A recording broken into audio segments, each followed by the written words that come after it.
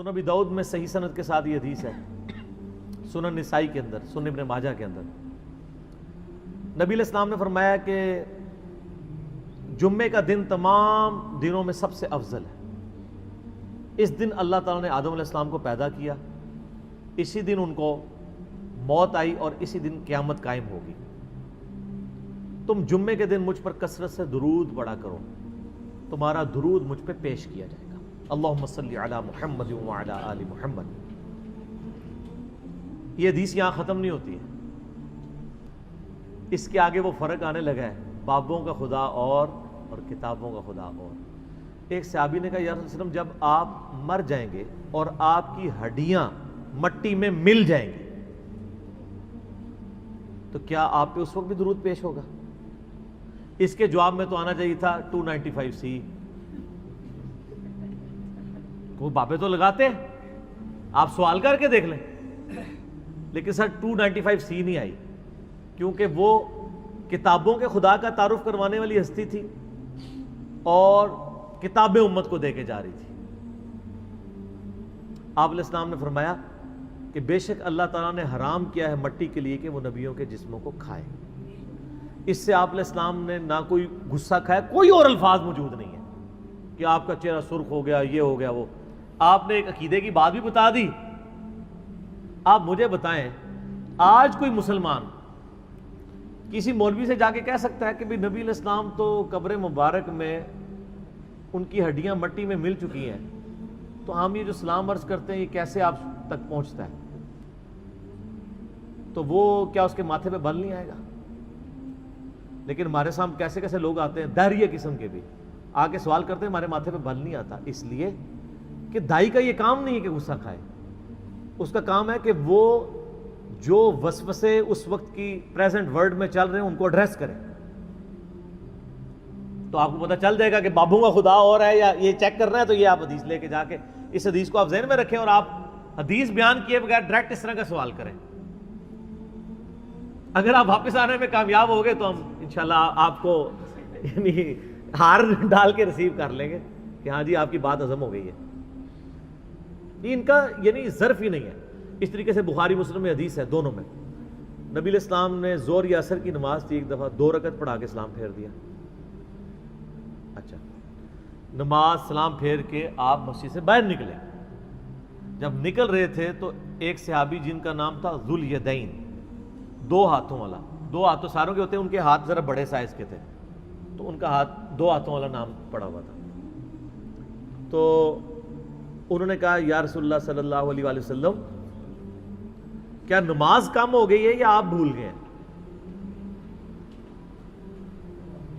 چونکہ اس ٹائم علم غیب کا عقیدہ کوئی نہیں تھا، یہ والا ایک تو علم غیب کا عقیدہ جو اللہ سکھاتا ہے وہ تو ٹھیک ہے، ورنہ تو ان لوگوں نے کہا تھا یار نبی علیہ السلام کو وہ تو بھول سکتے ہی نہیں ہے، کیسے ہو سکتا ہے؟ تو اچھا، اس سے اگلی بات سنیں، نبی علیہ السلام نے اس کے جواب میں کیا کہا، اس سے 50 عقیدے اور کلیئر ہو جائیں گے۔ آپ نے فرمایا کہ نہ تو نماز کام ہوئی ہے اور نہ میں بھولا ہوں، حالانکہ آپ بھول چکے ہوئے تھے۔ اگر نماز کام نہیں ہوئی ہے تو پھر آپ نے 2 رکعتیں کیوں پڑھائی تھی؟ بھول گئے تھے، اور آپ کو یہ بھی نہیں پتا تھا کہ میں بھولا ہوں۔ Point to be noted.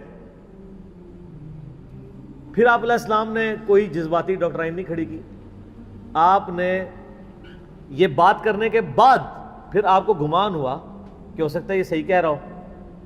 آپ نے باقی صاحب سے پوچھا کہ یہ صحیح کہہ رہا ہے؟ صاحب نے کہا یا رسول اللہ صحیح کہہ رہا ہے۔ آپ علیہ السلام فرمایا دیکھو میں بھی ایک انسان ہوں، جس طرح تم لوگ بھولتے ہو میں بھی بھول جاتا ہوں، اگر میں بھول جایا کروں تو مجھے تم اس طرح لقمہ دے دیا کرو۔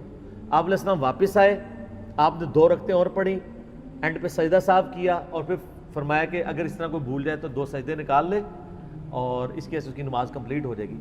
اب آپ اس میں دیکھیں نبی علیہ السلام فرمایا کہ میں نہ بھولا ہوں نہ نماز کم ہوئی ہے، حالانکہ آپ بھول چکے تھے، 4 کی بجائے آپ نے 2 پڑھا دی تھی۔ اس سے بھی ایک عقیدہ کلیئر ہوا۔ دوسرا فرمایا میں بھی ایک انسان ہوں، جس طرح تم بھولتے ہو میں ویسے بھول جاتا ہوں۔ یہ جو انہوں نے کہانیاں کرائی ہیں نا کہ آپ علیہ السلام کو اللہ بلاتا تھا امت کو سکھانے کے لیے، یہ بیچ میں خود ہی ایڈ کر لیا ہوا ہے۔ آپ نے یہ نہیں فرمایا، آپ نے فرمایا میں باقی انسانوں کی طرح میں بھی بھولتا ہوں۔ اور یہ پلی لیتے ہیں قرآن کی اس آیت سے سَنُقْرِئُكَ فَلَا تَنْسَىٰ إِلَّا مَا شَاءَ اللَّهُ، اور وہ آیت تو قرآن کے ناسخ و منسوخ کے بارے میں ہے. یہ نہیں ہے کہ حضور جب بھی بولتے تھے تو اللہ تعالیٰ سکھاتا, مطلب وہ حضور علیہ السلام کو اللہ تعالیٰ بلاتا. جب آپ خود بول کے کہہ رہے ہیں کہ میں بھی باقی انسانوں کی طرح بھول جاتا ہوں, تو اب آپ نبی علیہ السلام پہ جھوٹ باندھنا چاہ رہے ہیں, تو اپنا مقام دوزخ میں دیکھ لیں. بخاری مسلم کی حدیث ہے, جس نے مجھ پہ جھوٹ باندھا تو وہ عام معاملہ نہیں ہے, وہ اپنا مقام دوزخ میں دیکھ لیں. وہ خود سے ہی نا سٹوریاں ایڈ کر دیتے ہیں. صحیح بخاری میں حدیث ہے, نبی علیہ السلام ایک دفعہ فجر کے وقت صحابہ کہتے ہیں نماز پڑھانے آئے, مسجد میں داخل ہوئے تو پھر آپ واپس نکل گئے. تھوڑی دیر بعد آئے تو آپ علیہ السلام کی مبارک زلفوں سے پانی ٹپک رہا تھا. تو آپ علیہ السلام نے نماز پڑھ کے پھر پڑھا کے فرمایا کہ میں جنبی تھا لیکن میں بھول گیا, مسجد میں آ کے مجھے یاد آیا تو میں واپس چلا گیا تو غسل کر کے آیا. میرے اللہ ہم میں سے کبھی شاید کسی کے ساتھ ایسا واقعہ ہوا ہو. اب آپ اس چیز سے کسی کی کو سمجھیں گے کہ فضیلت ڈاؤن ہو گئی ہے. انسان ہے, انسان کے ساتھ کچھ بھی ہو سکتا ہے, تو فوراً گستاخی کے فتوے لگا دیتے ہیں. تو یہ والے معاملات آپ لوگوں کے سامنے پیش کریں, لٹھ لے کے تھوڑے مگر ہو جان گے. بخاری اور مسلم دونوں میں حدیث ہے, نبی علیہ السلام نے فرمایا کوئی شخص محض اپنے اعمال کی بنیاد پر جنت میں نہیں جائے گا. ایک صحابی نے کہا یا رسول اللہ آپ بھی؟ شکر ہے 295 سی نہیں دوئے کہنا تنو شرم نہیں آتی, حضور نو مال دی کے ضرورت ہے, حضور دیتے ادنا غلامہ نو ضرورت نہیں ہوئے گی, وہ اللہ تک پہنچے نے. یہی کہتے ہیں نا, کہتے ہیں وہ نمازیں عبادتیں تو اللہ تک پہنچنے کے لیے ہوتی ہیں, جو پہنچے ہوئے ان کو کیا ضرورت ہے. وہ پہنچے کتنے نہیں, اگے جا کے پتہ لگے گا. وہ اتنے نہیں پہنچے ہوئے جتنے تسی سمجھے ہوئے ہو, کدھر اور پہنچے ہیں جتنے بے نمازی پہنچن گے. قالوا لم نکن من المصلین, دوستیوں سے پوچھا جائے گا تم نے کس چیز نے تمہیں دوزخ میں پہنچایا, ہو کہیں گے ہم نماز نہیں پڑھتے تھے. صحابی نے پوچھا یا رسول اللہ آپ بھی؟ آپ فرمایا ہاں میں بھی. اچھا حضور علیہ السلام کے بھی ماتھے پہ کوئی بل نہیں آیا. سر جو خدا اورینٹڈ بندہ ہوتا ہے نا وہ اتنا ہی منکسر المزاج ہوتا ہے. یہ آپ کے بابے ہیں جو کہتے ہیں جب تک ہم اس وقت تک جنت میں نہیں جائیں گے جب تک سارے مرید نہ لے جائیں. کتنے جنت ہی نہیں, کدھر اور ہی لے کے جاؤ گے. یہ تکبرانہ جملے وہ لوگ بولتے ہیں. اللہ کے نبی علیہ السلام نے اس بات کو پورے یعنی وثوق کے ساتھ بیان کیا.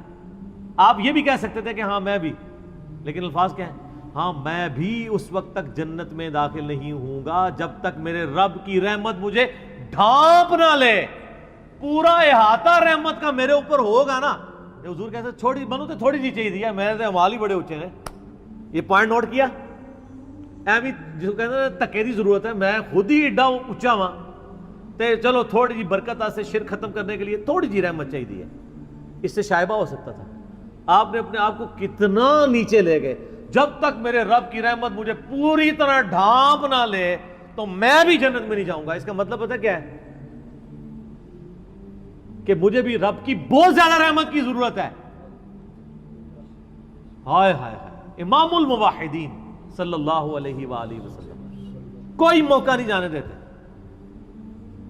تو پھر ہم کیوں نہ کہیں کہ بابوں کا خدا اور ہے اور کتابوں کا خدا اور ہے. یہ دیکھ لیں آپ, فرق دیکھ لیں.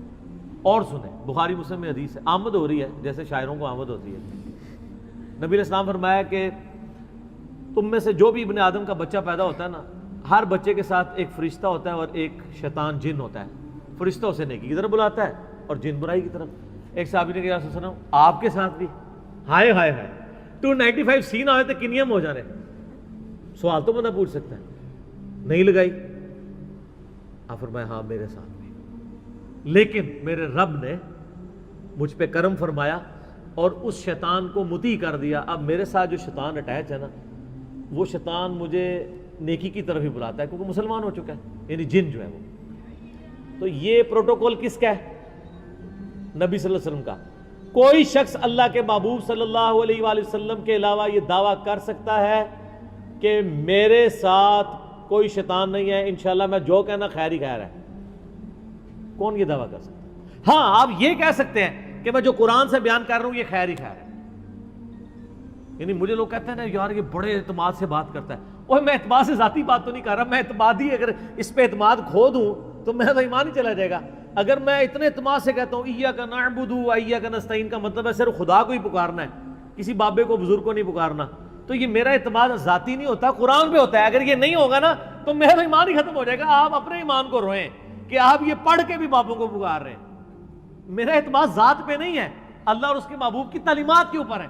عز وجل و صلی اللہ علیہ وآلہ وسلم.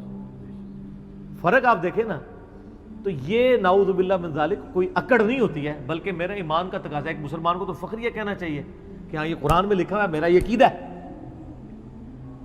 اور جب وہ ہم عقیدے کی بات کرتے ہیں تو کہتے ہیں یار یہ بڑا، کہتا ہے یار یہی گل صحیح ہے کہ باقی انہوں نہیں پتا. سر باقی تو کہانیاں کرا رہے ہیں، میں آیت پڑھ رہا ہوں. ہم پڑھتے ہیں ایاک نعبد و ایاک نستعین، آپ پڑھتے ہیں سن فریاد پیراں دے پیرا میری فریاد سنی کن تر کے ہو. تو فرق آپ دیکھ لیں کتنا فرق ہے. اچھا ہم کہتے ہیں قرآن میں لکھا ہے، اچھا کہتے ہیں پھر اے کیوں لکھا ہے؟ وہ قرآن اس نے نہیں لکھا ہے سن فریاد پیراں دے پیرا. ہمیں قرآن سے کوئی چیز بتائیں وہ ہم ضرور مانیں گے.